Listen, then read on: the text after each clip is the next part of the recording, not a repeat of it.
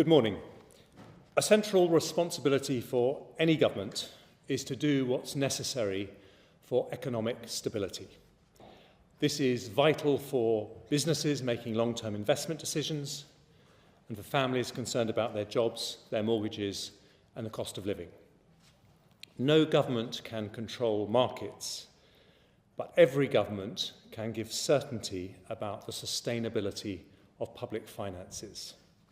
And that is one of the many factors that influence how markets behave.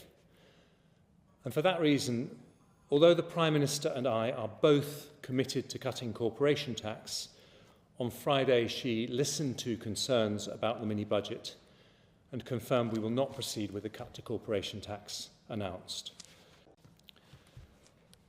Firstly, we will reverse almost all the tax measures announced in the growth plan 3 weeks ago that have not started parliamentary legislation.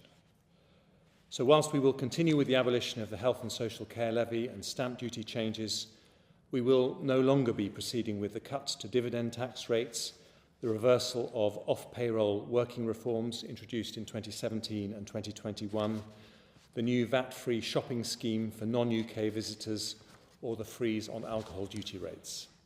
At a time when markets are rightly demanding commitment to sustainable public finances, it is not right to borrow to fund this tax cut. So I've decided that the basic rate of income tax will remain at 20%, and it will do so indefinitely until economic circumstances allow for it to be cut. Taken together with the decision not to cut corporation tax and restoring the top rate of income tax, the measures I've announced today will raise every year around £32 billion. Finally, the biggest single expense in the growth plan was the energy price guarantee. This is a landmark policy supporting millions of people through a difficult winter. And today I want to confirm that the support we are providing between now and April next year will not change. But beyond that, the Prime Minister and I have agreed it would not be responsible to continue exposing public finances to unlimited volatility in international gas prices. So I'm announcing today a Treasury-led review into how we support energy bills beyond April next year.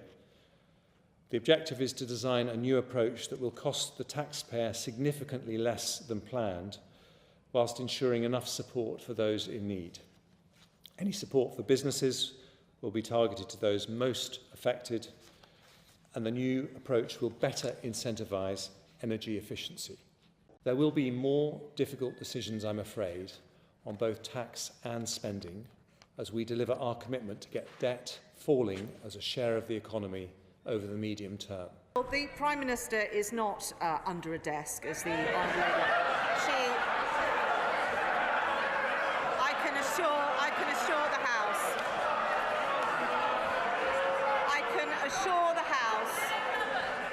I can assure the House that she is,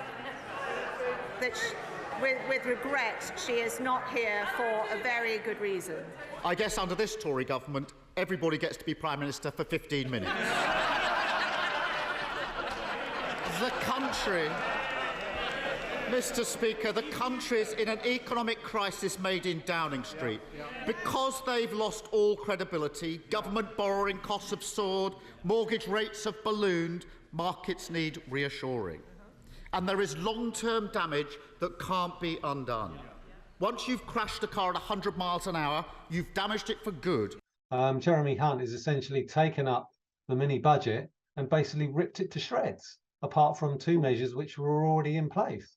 Now, the biggest concern that I have, even though that the financial stability situation has been stabilised, markets are much happier with the measures that have been announced, what happens next year? What replaces the energy price cap? We've had Goldman Sachs downgrade the UK's growth outlook for 2023 on the basis of the fact that the corporation tax rate is going up.